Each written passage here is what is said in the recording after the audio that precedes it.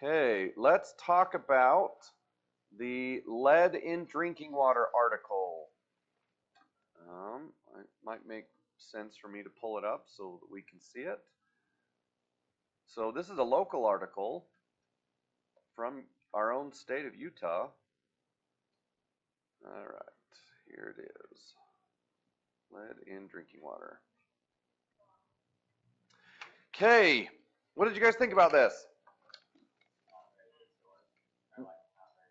Not very reliable? Oh, are you worried? No? How come?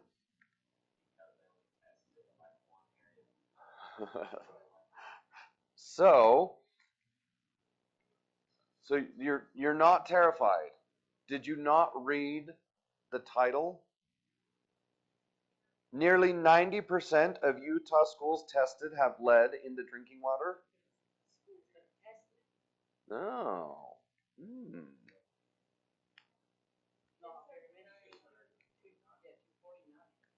So 249. How many schools are there in Utah? A lot more than 249.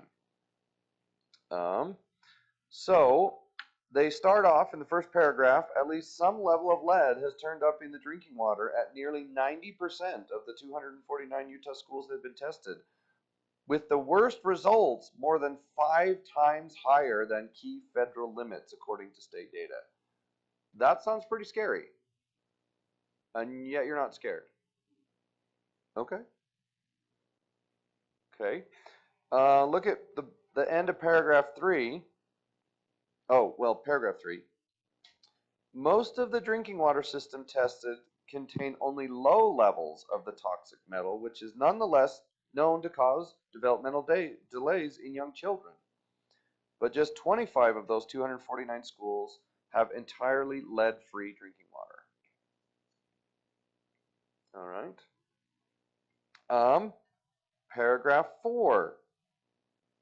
Parents should be aware, but not panic. Does that statement jive with the title of this article? No. The article title is a panic-inducing statement. And in paragraph 4, they're saying, oh, but don't worry. You'll be all right. Okay. So what else did you see in here? Why are you not worried?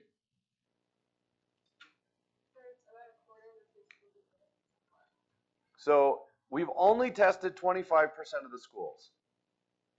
Okay. So not super representative, right? Do you think Emery County's on the list? No, of course not. All right. Why else should you not be so worried?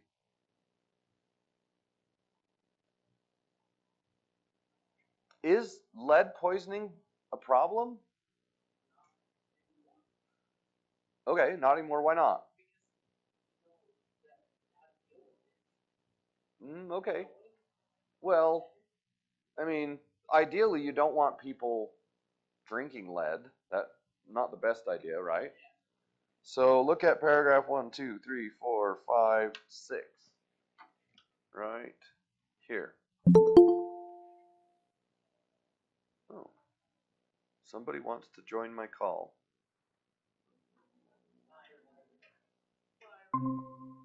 Oh, I have to be let in. Okay. Oh, that's weird. Fun guy. Welcome, Byron. I'm in the wrong account. That's fine. I'm sorry. No, don't worry about it. You're in. Okay, can you see my screen? Yes? No? Oh, he left the meeting. I thought it was interesting. Oh. Are you worried? I'm not that worried. Okay. It seems like all the circumstances are centered around a certain set of schools, which could just be like the school issues with like a pipe supply issue, and then all of the other places are not like all the lead is not enough for like you'd have to be like a small kid and you'd have to drink a lot of water. Yes. So we've gone over some of it, but look at this paragraph right here. So this is the Utah Poison Control guy, Zane Horowitz, nice guy, it's usually a chronic thing. What does chronic mean? Like a actually. So chronic means long term, and acute means short term. Okay. So if we look at this paragraph right here, it's usually a chronic thing. It usually takes months or years of exposure, like a child rolling around in dusty lead paint. So we don't want to be drinking lead for sure, right? Not something we want to do. Yeah, no, no. All right.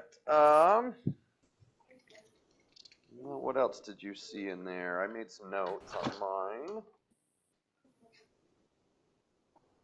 Okay, there were some schools that had crazy high levels, like insanely high levels.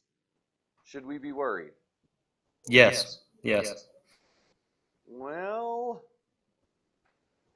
We should be worried about it in the sense that even if it doesn't damage the people, if it has a chance to damage, we probably should figure out where the lead is coming from. If it's a pipes issue.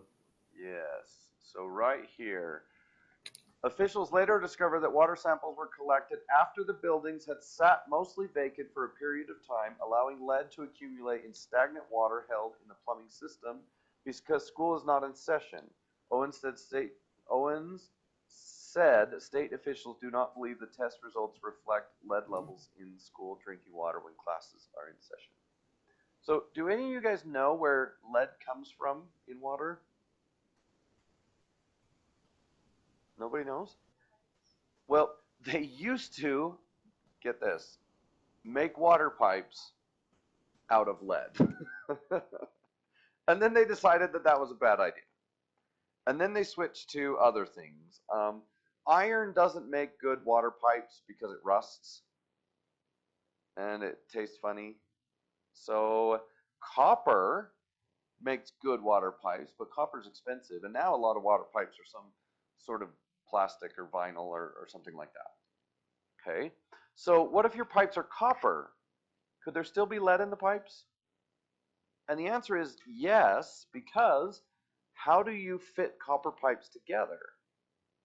You solder them. And to solder, you need a metal that melts really easily. And guess what melts really easily? Lead. So they used to use lead solder.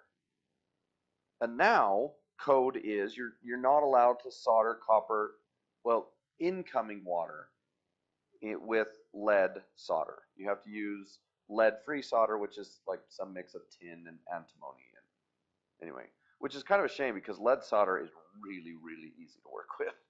The others don't work quite as well. So there could be in older schools some solder joints that still have some lead in them, right? And it might be that uh, a contractor has several different types of solder and they accidentally in one sink put in a fixture and they soldered it in using lead solder and there's no lead anywhere else in the school. So where the water is tested matters because some obscure sink in the back of the kitchen might be different than the sink in the drinking fountains. Okay? And in newer schools, you're probably going to see zero lead unless it's naturally in the water itself, which could happen. Okay? Now, the other problem is, how is the lead getting from the solder into the water?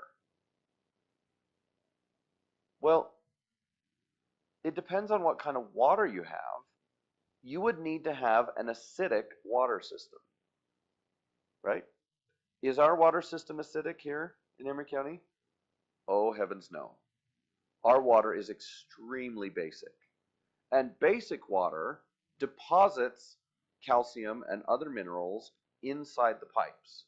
You guys have seen that, right? Hard water. Okay? So do we need to worry about lead in our water here? No. Even if you have lead solder joints, there's probably not going to be any lead in the water because there's no acid to dissolve the lead. You guys are too young to know this, but there is a city in Michigan called Flint, Michigan. It's a suburb of Detroit, and Detroit used to have like 5 million people when the car industries required a lot of workers. And over the decades, since the 50s, car manufacturing plants have left Detroit and they have become much more automated and they don't need as many people to run the system. And Detroit has lost like 3/4 of its population. There are entire neighborhoods of empty homes in Detroit. So, this neighborhood of Detroit, this suburb, they were pulling their water from one river, I don't know, the Detroit River, the Flint River, and there were so many people that left, they decided it would be cheaper to tie into this other river system and bring the water that way. And I don't remember exactly all the details, but one river was more acidic than the other. And when they did that, and they had aged water infrastructure, they introduced lead into the water system for years. And it turns out that the city knew that the water was testing high, and they knew why, but it was too expensive in their mind. And most of the people that lived in Flint were super poor, and they didn't complain. And for years and years and years, kids in Flint were drinking lead water at home as their primary water source, and it caused a lot of problems. It was a huge scandal. Okay.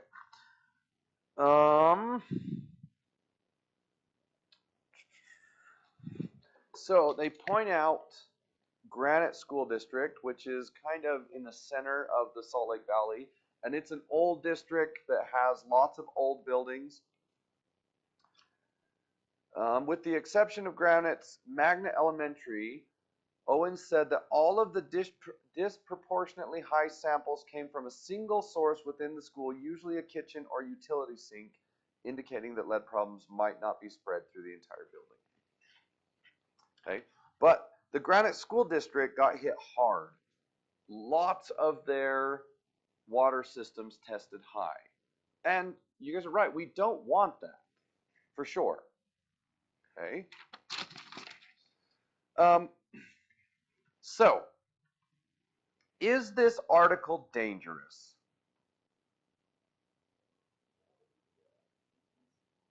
It's misinformation, but do we care? Yeah. If all of a sudden you're terrified to send your kid to school, could it do any good?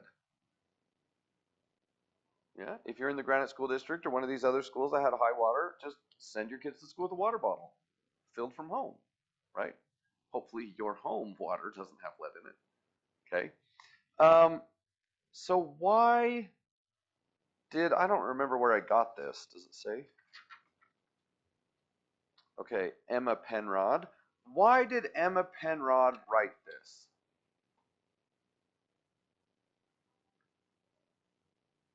What was the point?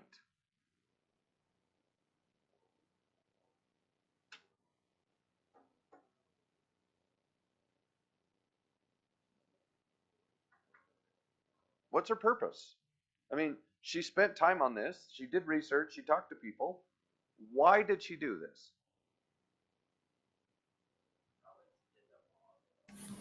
We'll talk about that. So, right here it talks about a bond. We'll get to that in a second. Did Emma write this for the bond? Maybe. We don't know. My guess is no, but we don't know for sure, right? So why else did she write this? The secret is right in the title.